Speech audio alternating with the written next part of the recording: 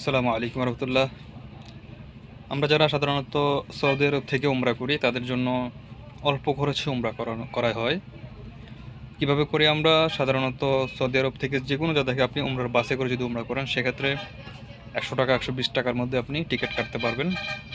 তবে এখন রমজান মাস চলতেছে, সে কারণে আমি আজকে 190 রিয়াল করে টিকিট কেটেছি।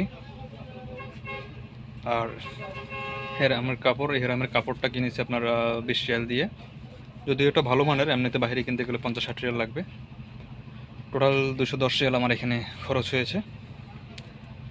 আর সাহারি, ইফতারি, 2 বেলা 3 বেলা খাওয়া সব মিলে আরও 50-60 রিয়াল মতো খরচ হতে পারে।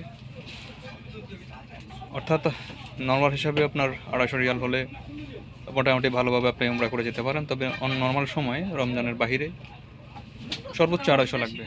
আর রমজানের সময় 250 থেকে 300 এর মধ্যে উমরা কার্যক্রম আপনি কমপ্লিট করতে পারবেন ইনশাল্লাহ। যাক, বিস্তারিত কথা বাকি পরে বলবো ইনশাল্লাহ। যারা এখনও উমরা করতে পারেননি, আল্লাহ সবাইকে তো কবুল করুক, আমিন। আসসালামু আলাইকুম।